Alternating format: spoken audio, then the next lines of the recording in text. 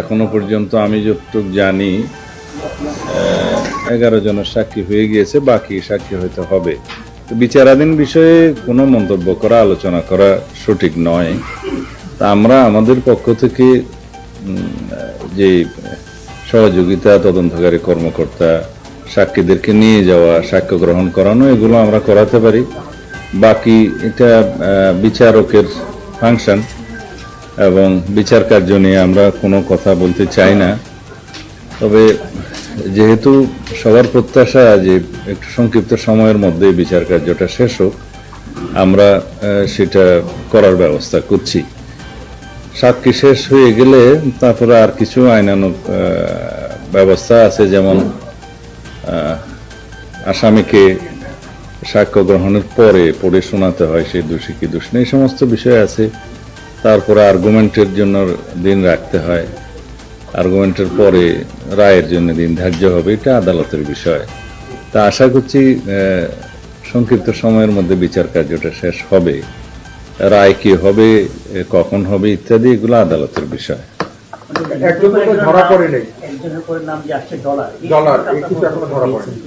না, আমার কাছে এই সমস্ত কোনো তথ্য নাই। এটার বিচার তো চলছে। আসামি 164 করেছে, তারপরে চিকিৎসক সম্ভবত আজকে সাক্ষ্য দিবেন, পোস্টমর্টম অথবা অন্যান্য ফরেন্সিক রিপোর্টের বিষয়ে সাক্ষী হবে। এগুলো এর বেশি আমি জানি না।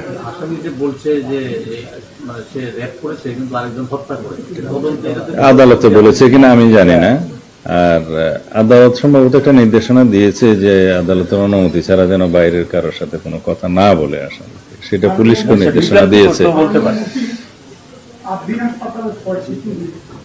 একটা আজকে অগ্রগতি আছে এটার বিষয়ে না, গজারিয়াতে মুন্সিগঞ্জে একটা সম্ভবত কিশোরী রেপ হয়েছিল, গ্যাং রেপ, এবং তাকে হত্যা করেছে, নদীতে ফেলে দিয়েছিল। সেটা আজকে 4 জন আসামি ধৃত হয়েছে। খুব দ্রুততার সাথে প্রযুক্তি প্রয়োগ করে তাদেরকে অ্যারেস্ট করা হয়েছে এবং তারা খুব সম্ভবত 164 স্টেটমেন্টও দিয়েছে। এগুলো আমাদের অগ্রগতি।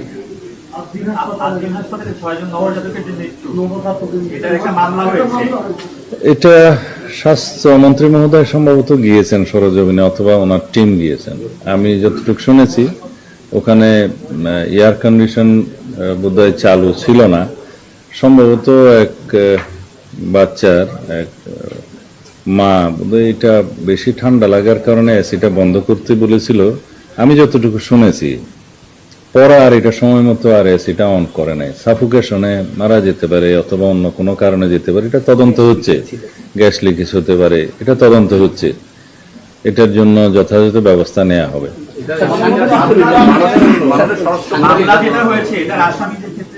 এই পর্যন্ত একটা আসামি গ্রেপ্তার হয় নাই, এমনকি সাংবাদিকদের উপর হামলা হয়েছে। কোথায়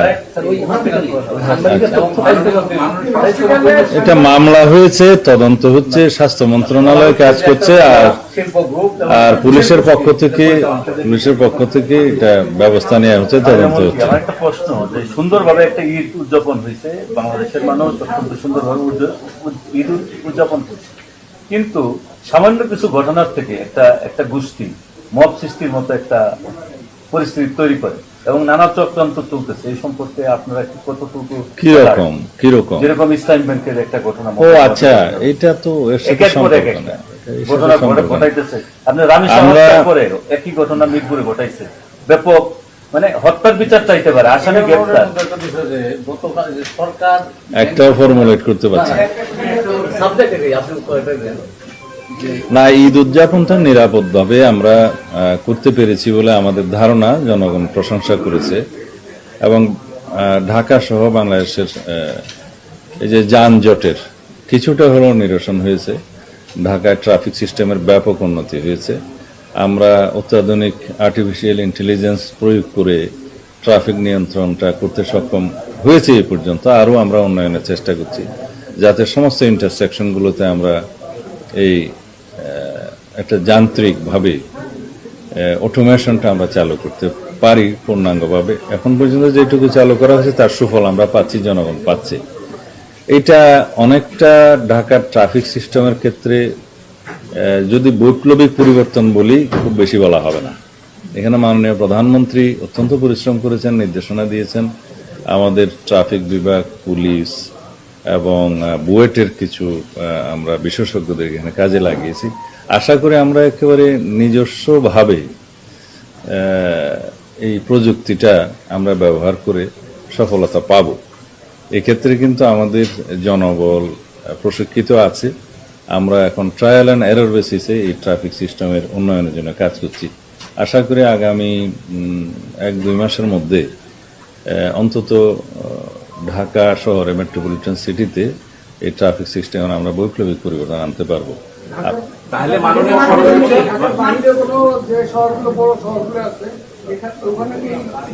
আমরা আগে ঢাকাটা কতটুকু সফলভাবে কি করতে পারি এক্সপেরিমেন্টটা করে অবশ্যই আমরা অন্যান্য সিটি কর্পোরেশনগুলোতে, মেট্রো এরিয়াগুলোতে এটা ব্যবস্থা করব। মাননীয় স্বরাষ্ট্রমন্ত্রী আপনি বলেছেন যে ট্রাফিক সিস্টেমটাকে আপনারা এআই সিস্টেমের মধ্যে এনেছেন, কিন্তু এখনো বিভিন্ন জায়গায় ঢাকা সিটি কর্পোরেশনের 2টা বিভাগ তারা নিয়ন্ত্রণ করছে বিভিন্ন ট্রাফিক। আপনার বক্তব্য কি এটা প্রমাণ করে যে সিটি কর্পোরেশন থেকে আপনারা বেড়ে চলে আসছেন, নিজস্ব জনবল দিয়ে কাজ করার চেষ্টা করছেন? এটা সিটি কর্পোরেশনের একক কোনো বিষয় নয়, এটা ঢাকা মেট্রো এরিয়াতে সিটি কর্পোরেশন নিয়ন্ত্রণ করে না, একক কোনো বিষয় নয়। এখানে ট্রাফিক পুলিশের সহায়তা অবশ্যই লাগে। তারপরে আমরা সিটি কর্পোরেশনের যেহেতু মেজর অংশ, সিটি কর্পোরেশনকে আমরা এখানে একজন মেজর প্লেয়ার হিসেবে আমরা যুক্ত করেছি। তারপরে জনসচেতনতার জন্য আমাদের আরো কিছু কাজ করতে হয়। আমরা একটা যান্ত্রিক পদ্ধতি শুরু করলাম, সেটার ব্যবহার সম্পর্কে জনগণকে যদি আমরা আগে থেকে প্রশিক্ষিত না করি, অবহিত না করি, তাহলে এটার প্রয়োগের ফল লাভ হয় না। তো এখন আলহামদুলিল্লাহ আমাদের জনগণ অত্যন্ত সচেতন হয়েছে, তারা রুট সিগন্যাল মেনে চলছে। আমি দেখেছি রাত্রে 1টার সময়ও কোথাও একটা সিঙ্গেল গাড়ি ট্রাফিক সিগন্যালে দাঁড়িয়ে থাকে ক্রস করতে। এখন পর্যন্ত তারা মানে যেহেতু দেখছে যে আইনানুগ ব্যবস্থা হচ্ছে, অটোমেটিক মামলা হচ্ছে, সুতরাং তারা আইন মানতে অনেকটা বাধ্য হচ্ছে অথবা নিজে থেকে আইন মানছে। এইভাবে আমরা এগিয়ে যাবো ইনশাআল্লাহ।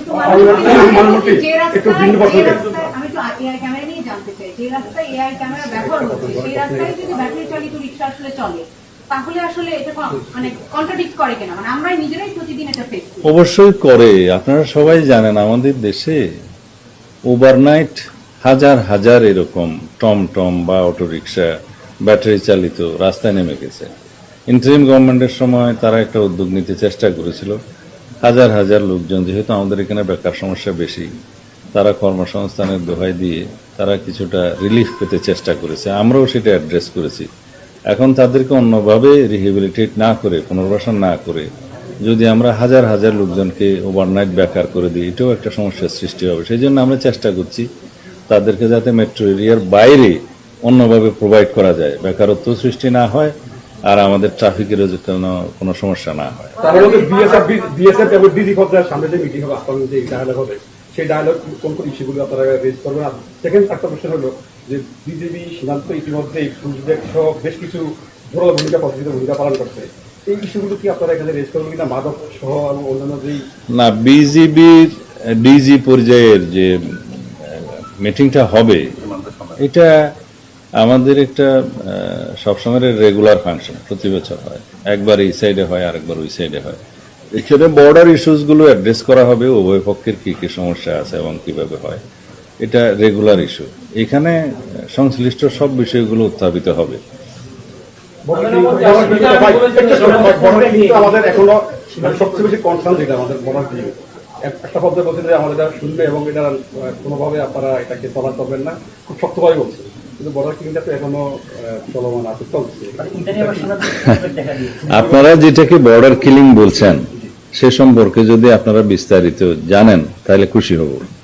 বর্ডার কিলিং হচ্ছে যদি অন্য দেশের বাহিনী কর্তৃক আমাদের সীমান্তে অথবা জিরো লাইনে এসে যদি কিলিং করে, সেটাকে আমরা বর্ডার কিলিং বলতে পারি।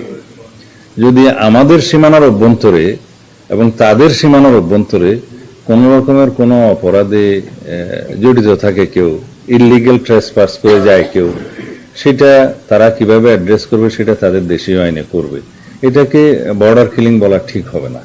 আচ্ছা মাননীয় মন্ত্রী, একটা বিষয় হলো যে বর্ডারের ব্যাপারে, যে পশ্চিমবঙ্গে নতুন বিজেপি সরকার আসার পরে দেখা যাচ্ছে বর্ডার এলাকায় বিপুল সংখ্যক বাংলাদেশি নাম করে তাদেরকে বর্ডারে করা হচ্ছে এবং তাদেরকে পুশিং করা হবে।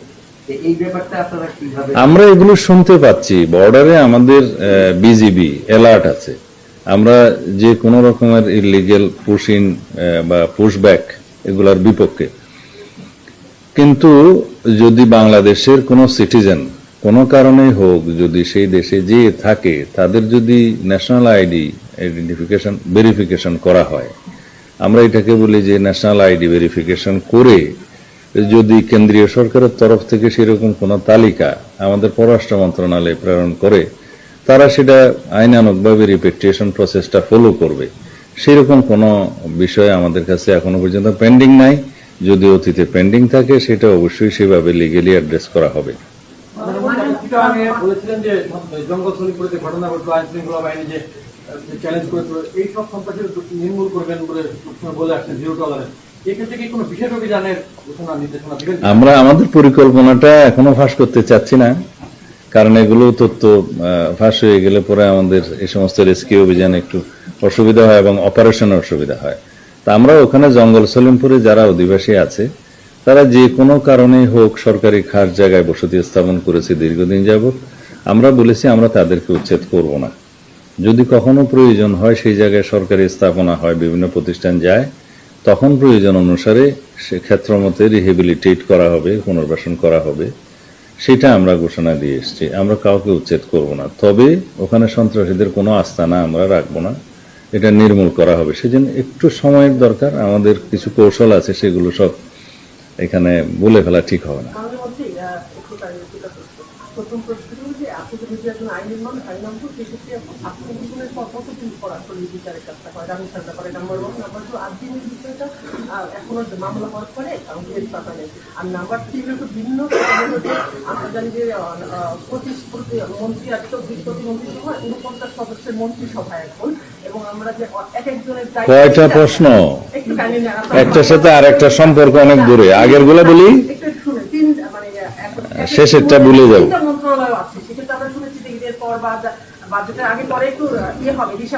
আমি পরের গুলো শুনি নাই, আগের গুলা শুনেছি। আগের গুলা হচ্ছে সাক্ষ্য গ্রহণের পরে বিচার কার্যের যে প্রক্রিয়া, এটা আদালতের বিষয়। এই বিষয়ে আমি কোনো মন্তব্য করব না। আমাদের যেটা ফাংশন প্রসিকিউশন সাইড থেকে, সেটা আমরা ফাংশন করতে পারি, বাকি আদালতের বিষয়। তবে আমরা চেষ্টা করব যাতে খুব দ্রুত, মানে সংক্ষিপ্ত সময়ের মধ্যে এই বিচারিক প্রক্রিয়াটা শেষ করতে পারি আমরা। আর 8 দিন হাসপাতালের বিষয়টা আগেই অ্যাড্রেস করেছি, এটা দ্বিতীয়বার। কিন্তু এখানে একটা গ্যাপ আছে মন্ত্রী মহোদয়, একটা গ্যাপ আছে। 8 দিন হাসপাতালে 6 শিশুর ঘটনায় একটা মামলা হয়েছে, কিন্তু বাচ্চাদের পোস্টমর্টম হয়নি। আমার বিষয় হচ্ছে যে এটা মামলার ক্ষেত্রে কোনো ব্যাঘাত সৃষ্টি করবে কিনা। পোস্টমর্টম না হয়ে থাকলে আসলে মামলার ক্ষেত্রে এটা বাধার সৃষ্টি হয়। এটা গার্জিয়ানদের উচিত যেন পোস্টমর্টমটা করায় নেয়। পোস্টমর্টম ছাড়া যদি কোনো মামলা হয়, বিচার কাজের এক পর্যায়ে এটার বেনিফিটটা আসামি পক্ষ পেয়ে থাকে, তো সেই জন্য পোস্টমর্টম করে ফেলা উচিত। এটা যারা গার্জিয়ান তাদের একটু সচেতন হওয়া দরকার।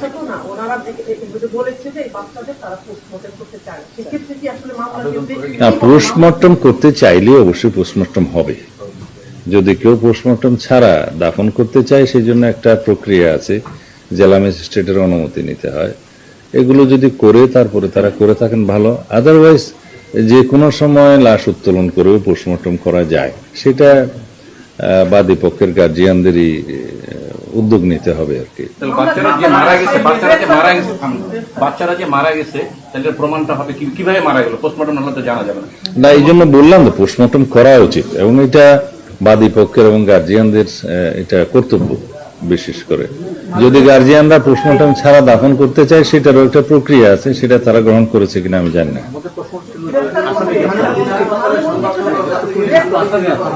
এই পর্যন্ত স্বরাষ্ট্র মন্ত্রণালয় কোন জায়গায় আসামি গ্রেপ্তার করতে ব্যর্থ হয়েছে, একটু সময়ের দরকার হয়, সেই সময়টা দিতে হবে।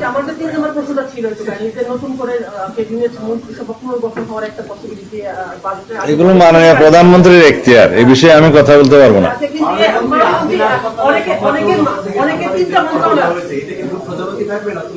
হ্যাঁ স্যার ওই যে সাংবাদিকদের উপর যে হামলা হয়েছে স্যার, এটা তো ওই অনেক সাংবাদিককে তারা মেরেছে। কারা? ওই যে বিশ্ববিদ্যালয়ের কর্তৃপক্ষ আচ্ছা আচ্ছা, একটা বিষয় আমি বলি, তথ্যমন্ত্রী আপনার আমরা সাথে বলেছে। তথ্যমন্ত্রী এই বিষয়ে আমার সাথে এখনো কথা বলেননি, হয়তো বলবেন, কিন্তু সাংবাদিকদের উপরে যদি কোনো হামলা হয়ে থাকে এটা অবশ্যই ন্যাক্কারজনক এবং এটার আমরা নিন্দা জানাই।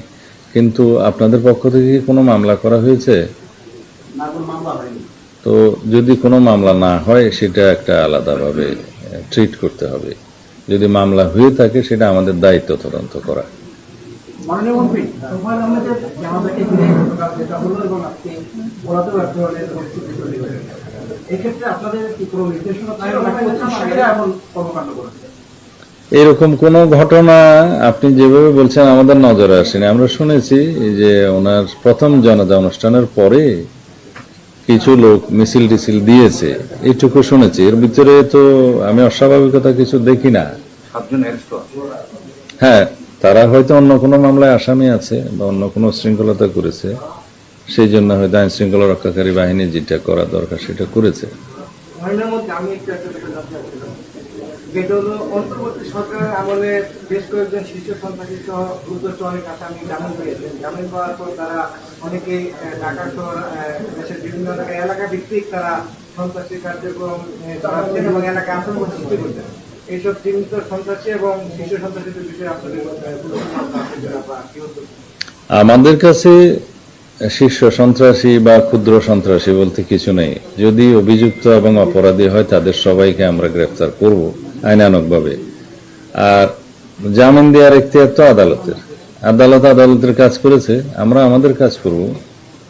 মাননীয়মন্ত্রী, যে ঢাকার মধ্যেও যেমন মানে মোহাম্মদকে বলা হয় বিভিন্ন ধরনের আপনারা এটা ঢাকার মধ্যে কাজ করতে পারছেন না? আচ্ছা, এই মোহাম্মদপুরের এই সমস্যাটা কি আজকে উদ্ভব হয়েছে? এটা দীর্ঘদিনের একটা পুঞ্জীভূত সমস্যা। ওই এলাকাতে এটা বলা যায় অপরাধ প্রবণ এলাকাতে পরিণত হয়েছে। তা আমরা চেষ্টা করছি, আমাদের পরিকল্পনা আছে, তো একটু সময় লাগবে, কারণ ওভারনাইট এটা নির্মূল করা হয়তো সম্ভব হবে না, বাট আমরা পরিকল্পিতভাবে আগাচ্ছি। ওই এলাকার জন্য আমাদের একটা বিশেষ নজর আছে, যেহেতু ওখানে ডেন্সলি পপুলেটেড এবং অধিবাসীদের মধ্যে অনেকেই, আমি এটা ব্লেম করতে চাই না, ওখানে একটু মাদকের বিস্তারও বেশি। তা আমরা মাদক নিয়ন্ত্রণ আইনেও সংস্কার করছি, সামনে আপনারা দেখতে পাবেন। আর জুয়া, অনলাইন জুয়া, বেটিং এগুলোর জন্য আলাদা আইন নিয়ে আসছি, কারণ অভিযুক্তদের, অপরাধীদের ধরার পরে খুব বেশি দিন আটকে রাখা যাচ্ছে না ওই আইনের কারণে। সুতরাং এটা যুগোপযোগী আইন করা দরকার, কারণ যে আইনটা এখন আছে জুয়া এবং অনলাইন জুয়া, এগুলো অ্যাড্রেস করা হয়নি। 1867 সনের যে জুয়া আইনটা আছে এটা বর্তমানের জন্য ওটা কাজ করছে না। তো এই আইনটা করার পরে আমরা উপযুক্ত আদালতের ইখতিয়ারও ওখানে নির্ণয় করব এবং সেই হিসাবে আধুনিক প্রযুক্তির মাধ্যমে এগুলো অ্যাড্রেস করতে হবে। যেমন অনলাইন জুয়া, অফলাইন জুয়া, বেটিং, এগুলো অনেকটা আন্তর্দেশীয় ক্রাইমের মতো হয়ে গিয়েছে। তো সেগুলো অ্যাড্রেস করার জন্য আধুনিক আইন দরকার, সেদিকে আমরা যাচ্ছি। এই আগামী সেশনে পার্লামেন্টের সেই আইনটা উত্থাপন করার চেষ্টা করব। তারপরে আমরা অর্গানাইজড ওয়েতে এগুলো অ্যাড্রেস করবো ইনশাআল্লাহ। এই জুয়ার সাথে মাদকও জড়িত এবং জুয়া এবং মাদকের সাথে অর্থ পাচারও জড়িত, মানি লন্ডারিংও জড়িত, এগুলো সব একসাথে করা হবে। তো আগে অ্যাডক ভিত্তিতে হয়তো এই আইনগুলো নিয়ে কোন রকমে চলেছে, এখন আমরা শক্তভাবে নামবো ইনশাআল্লাহ। ধন্যবাদ। তারা কি আইনের আওতায় আসবে? কারণ তারা আইন সিগন্যাল এগুলো কোনোটাই মানে না। এটা আরেকদিন কথা বলবো শুধু ট্রাফিক সিস্টেমের উপরে। মাননীয় মন্ত্রী, আমি যদি মাদক আর জুয়ার কথা বলেছিলাম যে ওই লোকটা জগতের আসলে আজকে থেকে বিরোধী উৎসব শুরু, সেখানে আপনার নির্দেশ উপেক্ষা করে সরকার বেড়াবিত নৃত্য এবং জুয়ার আসর বলছে, আপনার নির্দেশ উপেক্ষা করে গতকাল রাতে শিডিউল ছাড়াই সেটা ওপেন ডাক দিয়ে মেলার পারমিশন দিয়েছে কোথায়? সোনারগাঁয়ে। তাই নাকি? সেখানে এখন অলরেডি সার্কাস চলতেছে, অশ্লীল নৃত্য চলতেছে, সেটা বন্ধে কোনো উদ্যোগ নেবেন কিনা? স্থানীয় প্রশাসন কোনো উদ্যোগ নেয়নি আপনার নির্দেশ থাকা সত্ত্বেও? আমরা অবৈধ কোনো কর্মকাণ্ডকে প্রশ্রয় দেব না। যদি স্থানীয় প্রশাসন অনুমতি দিয়ে থাকে সেটা আমরা খতিয়ে দেখব। হ্যাঁ, এগুলা সাধারণত অনুমতি না নিয়েই বোধহয় করে, কারণ জেলা প্রশাসনের পক্ষ থেকে বেআইনি কোনো কিছু অনুমতি দেয়া হয় না। হ্যাঁ, অনুমতি দেয়া হয়নি বাট চলছে, এটা আমরা খতিয়ে দেখব।